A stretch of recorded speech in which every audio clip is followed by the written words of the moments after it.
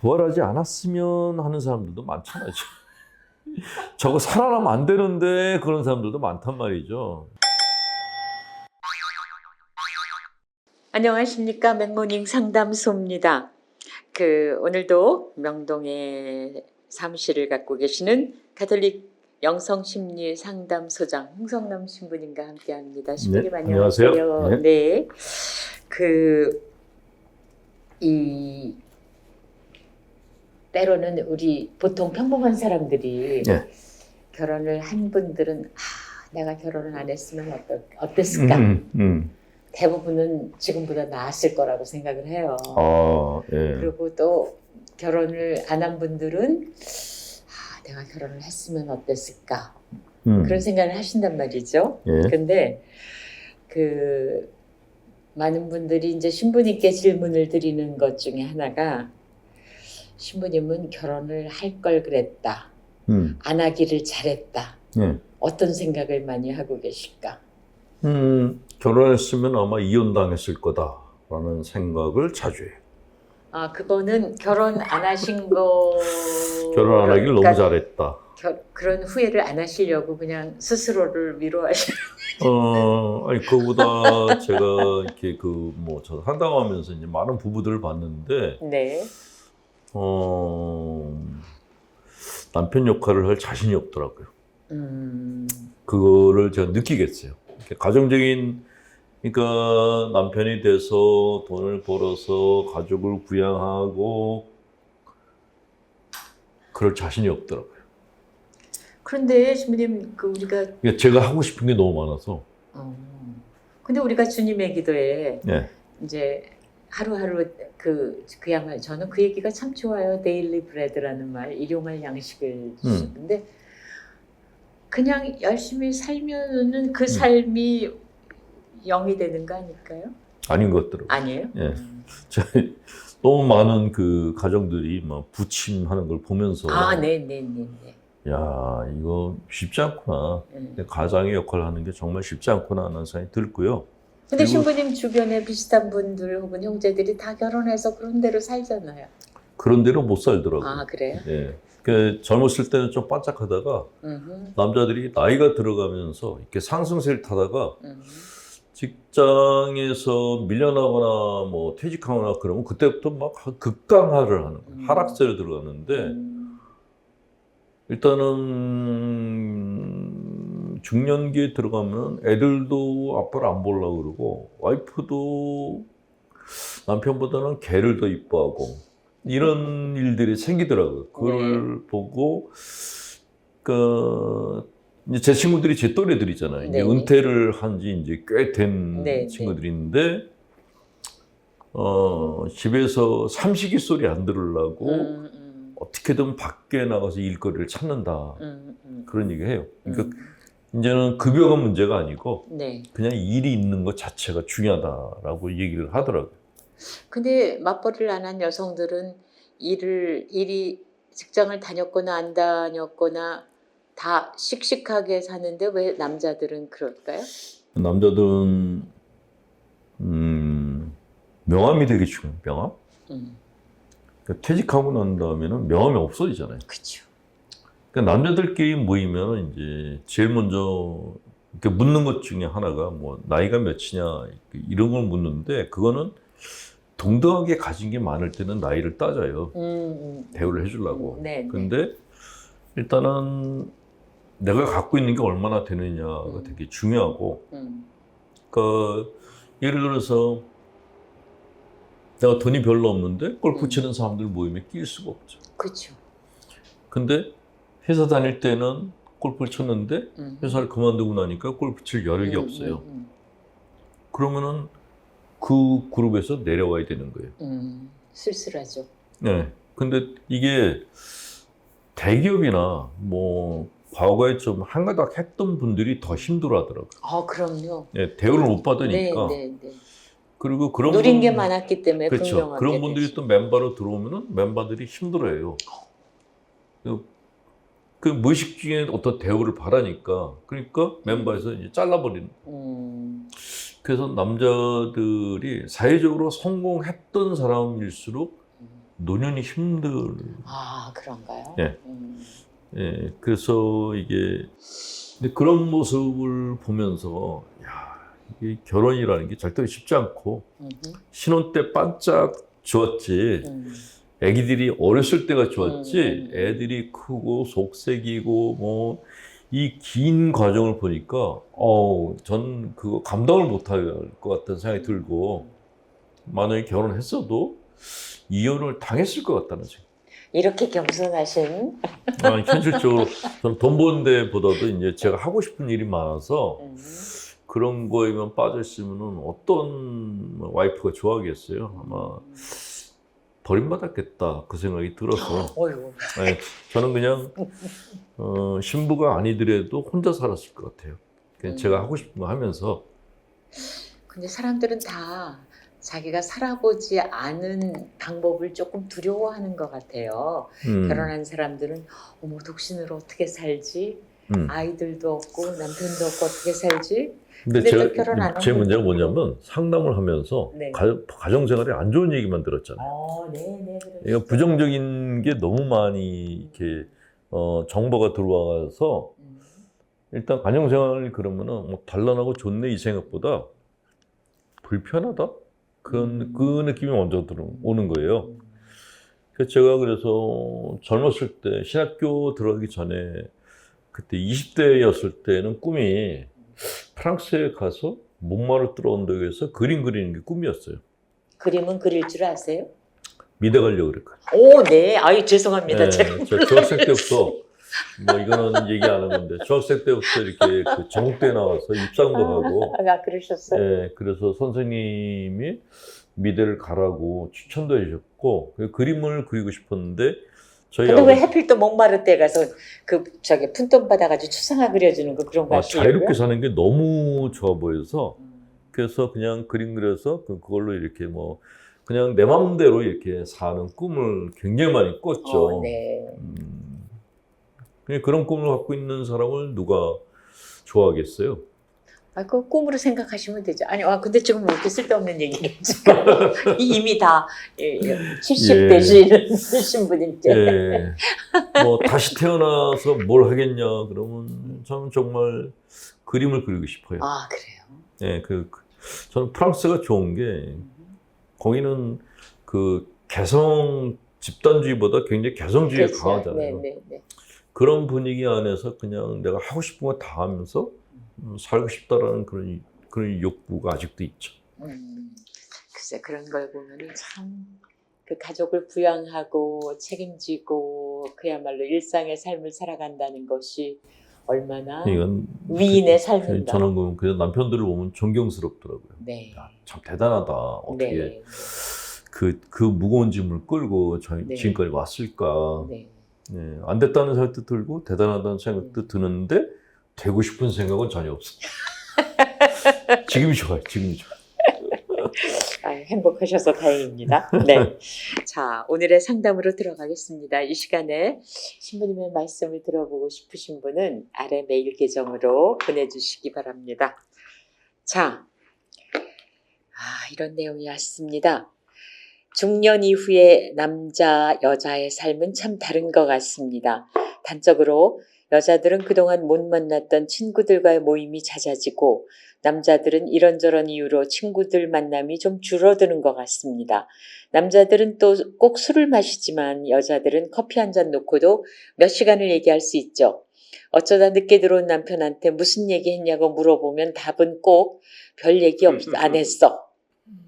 누가 여자들도 늙으면 미모 평준화, 학력 평준화가 된다고 하는데 두 가지 평준화가 안 되는 게 재력과 자녀의 성공인 것 같습니다. 뭐 이 시간에 큰 걱정거리 아니라도 의논하라고 하셔서 적어보는 겁니다. 친구들 모임 다녀오면 참 마음이 쓸쓸해집니다. 저희 집 아이들 둘 글이 썩 잘 되지 않아서요. 모임 같은데 안 나가자니 저만 소외되는 것 같고 갔다 와서 며칠 심란한데 어째야 하는 건지 모르겠습니다. 아무래도 친구들 모임에 가면은 뭐 물어보는 게 애가 직장 어디 다녀? 뭐 학교는 어디 나왔어? 이런 얘기를 그냥 묻죠. 아무 삼아. 근데 이 자매님 같이 이제 애가 학교도 제대로 못 나오고 사회적으로도 이렇게 성공을 못했다라는 생각을 가지게 되면은 네. 그런 말들이 되게 부담스럽죠. 그리고 이렇게 그 자매님들끼리 대하는 거 보면은 그냥 건망증이 좀 있는 것 같아요. 물어봤는데 그 다음에 또 물어봐요. 그렇죠. 그 상처인 줄도 모르고 모르죠. 그냥 뭐 애는 잘 있어? 근데 듣는 사람은 그게 아닌 거예요. 애는 잘 있어란 말이 네, 그 말 안 물어봐줬으면. 안 물어봐도 네. 되는데 할 말이 없으니까 자꾸 그죠, 물어보게 그죠, 되는 그죠. 거죠.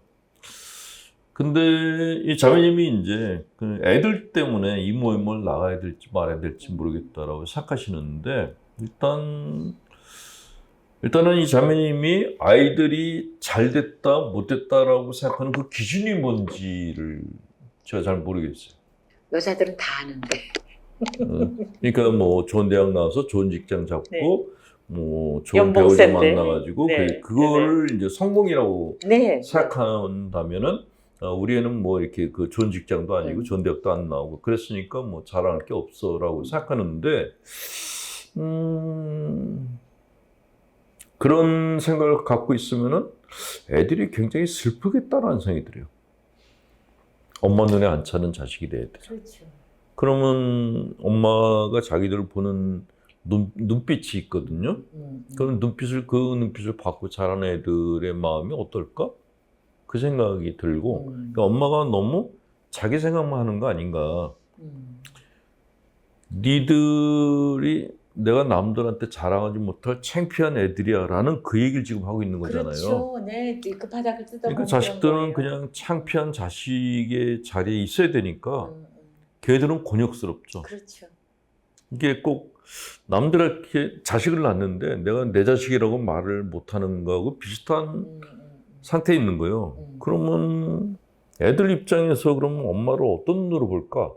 그게 좀 걱정이 되고 이 자매님 문제는 이제 그럼에도 불구하고 이 그룹에 들어가야 될까 말아야 될까? 그 기준이 뭐냐면 자식이 자랑스럽지 못하다는 게 기준이 된 거예요. 그렇죠. 그러면 내가 여기 들어가서 자랑스러우면 애들이 잘 돼야 되는데 네. 그게 뭐 한두 시간에 되는 것도 아니고 그렇죠. 이미 또 결정났을 수도 결정난 있고요. 건데 네. 그러니까 이 자매님 자신이 스스로 모순에 빠졌다는 생각이 드는 거예요. 자식이 잘 돼야지 내가 저기 들어갈 수 있고 자식이 못 되면 저기 있을 수가 없어라고 본인이 자기 선택을 이렇게 좁게 만들어 놨어요. 그게 문제예요. 딴 사람들이 내 자식에 대해서 그렇게 관심 없어요. 그러니까 저 자매 애들이 뭐 어느 대학 나와서 어디 취직했는지 그런 거 관심 갖는 여자가 있다 그러면 그거는 또라이예요. 다들 자기 자식한테만 관심이지 남의 자식한테 관심 없어요. 근데 유별나게 이분이 열등감을 느끼는 거예요. 그렇죠. 본인이 아니고 애들 때문에. 그렇죠. 그 애들 입장에서는 엄마가 그 모임에 갔다 오면 애들을 본 눈이 어떻겠어요? 내가 니들 때문에 그 모임도 못 가라는 그런 마음으로 애들을 바라보면 애들 기분은 어떻겠냐고요. 애들 생각을 전혀 안 하는구나 하는 생각이 들었고 그게 자매님의 문제예요. 네. 첫 번째. 두 번째는 물론 이렇게 연세들이 드시면은 뭐 재산 자랑, 뭐 애들 자랑 해요. 제가 그 신자분들 모시고서 이제 여행을 가면은 이제 크루즈 같은데 네. 가면은 저녁에 이제 식사 시간이 있거든요. 한 번은 이제 한 팀을 모시고 갔는데 이렇게 여러분이 이렇게 식탁에 앉아 있었어요. 근데 제가 좀 늦게 갔는데 분위기가 싸한 거예요. 그 왜 이러지? 끝난 다음에 물어봤더니 각자 자랑을 하신 거예요. 자기 소개라고 한 건데 자랑인 거죠? 자기 소개를 하는데 그러니까 지금 내가 집이 몇 채고 그때 그 옆에 분이 우리 자식이 지금 직급이 뭐고 그 옆에 분이 우리 남편이 전에 뭐 했고 그렇게 자기 자랑들을 했는데 다 삐진 거예요. 너무 삭막하더라고요. 그래서 거기서 제가 뭐라고 얘기를 할 수 있겠어요? 그냥 밥만 먹고 그냥 조용히 빠져나왔는데 이게 자매님들만 그런 게 아니고 영감님들도 똑같아요. 그렇지 거기서 비교당한 거잖아요. 영감님들끼리 이렇게 한 번은 이게 그 다른 여행 팀이 들어왔어요. 근데 영감님들이 부부 동반으로 앉아 있는데 머리가 하얗게 센 분들이 앉아 계서 조용히 식사하시는데 너무 멋있어 보여서 네. 그쪽 가이드한테 물어봤어요. 분위기 참 좋다 그랬더니 신분이 그런 말씀 안 하고 이 영감님들이 서로 상석을 차지하려고 내가 전에 뭐 했는데 그리고 나중에는 뭐 내가 나이가 몇인데 그러면 상석을 차지하려고 쌈박질 하다가 지금 겨우 끝나서 각자 밥 먹고 있는 중. 지금 자기는 살얼음판 위를 걷고 있다. 이게 그러니까 이런 분위기가 기성세대들한테 너무 강한 건데 이게 본인들도 힘들지만 애들한테도 상처가 크거든요. 그러니까 제일 중요한 거는 자매님한테 제가 말씀드리고 싶은 거는 그 멤버들에 끼어 있다면 그 멤버 거기서 빠져나오는 거에 대해서 좀 굉장히 서운해하시는 거잖아요. 그렇죠. 그 멤버 중에 끼고 싶으신 거잖아요. 그렇죠. 그러면 자랑거리를 자식이 아니라 자기 자신을 자랑거리를 만들어야 되지 않을까 하는 생각이 드는 거예요. 근데 그것도 없으면 어떡해요? 그러니까 내가 이 자매들한테 필요한 사람이 되는 게 중요하다는 거죠. 애들이 아니고. 그러니까 내가 빠지면은 안 돼라고 딴 사람들이 얘기할 정도로 내가 뭘 갖고 있어야 된다는 거예요. 그 돈이 아니더라도. 네네네. 그러니까 애들을 대놓고 하는 거는 비겁하다는 거예요. 본인은 빠지고. 그러니까 내가 거기에서 그 멤버에서 딴 사람들이 자매는 절대 빠지면 안 돼라는 소리를 듣는 뭔가를 해야 되는데 그건 안 하고 자식 핑계를 대고 있는 거예요. 그게 제가 이게 사연을 들으면서 짜증이 나는 거예요. 왜 애들 핑계 대지? 본인 문제인데? 만약에 내가 그 멤버 중에서 정말 필요한 사람이라 그러면은 내 자식이 어떻건 간에 딴 사람들이 그런 거 신경 안 써요. 그 자매가 필요한 거니까. 근데 애들 때문에 거의 못 나가겠다? 예를 들면 이런 말도 안 되는 이런 핑계를 대는. 여행 계획을 잘 세운다든가, 뭐 정말 그 친구들이 좋아할 만한 뭐 조그만 거를 잘 만든다든가. 뭔가 주특기가 있으면은 절대로 안 빼요. 야, 근데 주특기도 어려운데요. 그러니까 뭔가 내가 돈이 많아서 쓰든가 돈이 없으면은 그 분위기를 갖다 띄우는 재밌는 얘기를 할 줄 알든가. 어렵지. 자기는 뭔가 자기만의 거를 갖고 있으면은 절대 멤버에서 안 빼요. 진성이 아닌 한 안 빼요. 지금 신부님 말씀은 거의 코리아가 탤런트 같은 그런 재주를 원하시는 것 같아요. 저희가 저는 이제 영감님들하고 같이 이제 그 운동을 다닐 때가 많은데 네. 얼핏 돈 많고 학벌 좋은 분들하고 같이 다니는 게 좋을 것 같다고도 생각하는데 천만의 말씀. 콧대가 센 사람들은 같이 다니기 힘들어요. 제일 좋은 거는 재밌는 사람들이에요. 아, 그렇죠. 예. 근데 재밌는 사람은 그런 게 타고난 재주 아니에요? 아니, 노력하면 돼요. 아이고. 징징대지 않고 재밌게 놀 그건 줄 노력하면 아는 되죠. 사람들은 네. 안 나오면 섭섭해요. 네. 뭐 박사니 뭐 머리 소용없어요. 뭐 박사학위 받았는데 나와가지고 막 까탈스러우면은 그냥 빼버려요. 멤버에 빼버려요. 뭐 안 불러요 아예. 근데 재밌는 사람이 안 나오면 왜 안 나왔어? 찾게 돼요. 그러니까 이게 자식이 문제가 아니고 내가 이 멤버들한테 어필할 수 있는 그런 성격인가? 그건 더 어렵다. 어렵게 보고 어려요. 가서 그냥 멤버들 재밌게 해주면 되는데 이게 돈이 들어가는 것도 아니고 그냥 이렇게 립 서비스인데. 언제 신부님 특강으로 재밌는 사람 되기 뭐 그런 거 한번 하셔야 될 것 같아요. 그거 쉽지 않습니다. 저도 재밌는 얘기를 잘 못하는 편이에요. 그래서 재밌는 얘기를 아예 노트를 만들어가지고 외웠어요. 제가 대중 강의 가면은 이제 우스갯소리를 해요. 사람들이 재밌는 신분입니다 그러는데 그거 다 훈련한 거예요. 근데 요새는 많은 사람들이 알지 않은 재밌는 얘기를 이게 구하는 게 더 힘들잖아요. 아니 내가 주도적으로 재밌는 얘기를 안 하더라도 다른 사람들 말에 추임새를 넣어주거나 그리고 그 사람에 대해서 이렇게 좋게 얘기해주거나 잘 들어주거나 하기만 해도 네.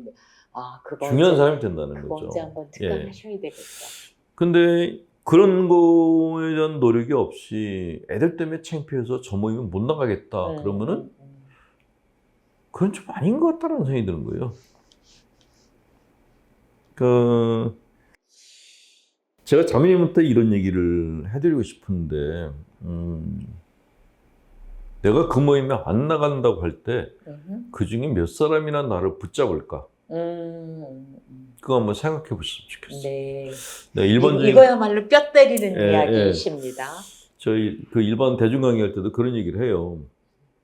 내가 죽으면은 장례식장에서 몇 사람이나 나를 위해서 울어줄까 생각해 보라고. 미리 돈 줘. 옛날에 곡비라고 있었는데 네. 예, 하여간 내가 죽고 난 다음에 몇 사람이나 나를 그리워할까 그걸 한번 생각해 보시라 그래요. 그 우리가 이제 부활 신앙 얘기하는데 부활이 몸뚱아리에 살아나는 게 그게 부활이 아니거든요. 부활하지 않았으면 하는 사람들도 많단 말이죠. 저거 살아나면 안 되는데 그런 사람들도 많단 말이죠. 확실히 그러니까 묻어줘야 돼. 정말 제 생각은 그래요. 이렇게 부활도 그렇고 구원도 그렇고 참 신자니 이렇게 참 신앙이니 이런 것들을 딱 한마디로 말하면은 얼마나 많은 사람들이 내가 다시 살아 돌아오길 바랄까. 이게 핵심이라고 생각해. 아유, 오늘 지나만 말씀. 거룩하게 살고 많이 했는데 사람들이 저 사람 살아오면 머리 아파. 그건 아닌 거라는 거죠. 그러니까 정말 다시 살아오길 바라는. 제가 그래서 이태석 신부 예를 많이 듣는 게 네네. 이태석 신부 죽고 난 다음에 그 남수단 애들이 다 우는 거예요. 살아왔으면 좋겠다고. 저는 그게 부활이라고 생각해요. 그러니까 부활이라는 그 영화도 네. 바로 그런 관점에서 만들어진 거예요. 그러니 그게 얼마나 어렵냐고요. 그러니까 그렇게 하기 위해서 내가 딴 사람들한테 어떻게 했느냐를 생각해야지 애들 핑계를 대는 거는 이건 비겁하다라는 거예요. 부활하겠다는 각오로 우리가 그래서 나를 보고 싶어하는 사람 숫자를 늘려가는 게 그게 진정한 부활이고 네. 진정한 구원이라고 생각되는 거예요. 네. 그러니까 내가 죄를 지었을지라도 하나님께서 날 갖다가 너 천당에 안 돼 그랬을지라도 나를 그리워하는 사람들이 나를 위해서 집단 시위를 해준다면은 집단 시위 기도를 해준다면은 들어갈 수 있다는 거죠. 둘이나 셋이 모여 기도하는 것에 내가 함께하겠다 그러셨잖아요. 그 말씀을 하셔가지고 참 여러 가지 족쇄가 되셨어요. 자매님께 다시 말씀드리는데 네. 일단은 애들의 성공 여부를 그냥 일반적인 기준에서 이렇게 평가를 하시게 되면은 애들하고 평생 거리를 두고 사시게 돼요. 네, 네. 애들이 성공하고 싶지 않아서 성공을 안 했겠어요. 자기들은 노력했는데 거기밖에 안 되니까 그냥 애들을 이뻐해주고 그 애들이 요새는 그런 얘기 하더라고요. 성공했냐 못했냐 이거보다 애들이 손만 안 벌려도 효자라고. 그렇게 애들이 성격이 좋다 그러면 그만큼만 해도 잘 키우신 거예요. 근데 그거를 다른 집하고 비교해가지고 성공이네 아니네 이렇게 생각하는 거는 조금 아닌 것 같다는 생각이 들고, 그리고 사회적으로 성공한 사람들 중에서 정말 진상들을 제가 너무 많이 봤거든요. 그러니까 외형적으로 성공한 거하고 내면적으로 성공한 거하고는 많이 달라요. 집에서 우리 아들이 성공해가지고 직급이 뭐야? 근데 그 직장 부하 직원한테 물어봤더니 진상 상관이 왔다. 그런 집들이 수도 없이 많아요. 네. 참 오늘 예. 시민님 말씀으로 위로가 되면서도 한편은 너무 정말 뼈 찌르는 얘기를. 뼈 때리는 예. 말씀이었습니다. 자, 우선 그 나 자신의 장점 그리고 나 자신이 다른 사람에게 얼마나 매력적일 수가 있는지. 그렇죠. 애들이 꽃이 되길 바라지 말고 내가 꽃이 돼야지. 어려워요, 결론은. 네. 자, 좋아요하고 구독을 일단 눌러주시고, 그리고 다른 분에게 다단계처럼 선전해 주시고, 네. 지금까지 맥모닝 상담소였습니다. 가톨릭 영성심리 상담소장이신 홍성남 신부님이었습니다. 다음 예, 시간에 수고하셨습니다. 뵙겠습니다. 예.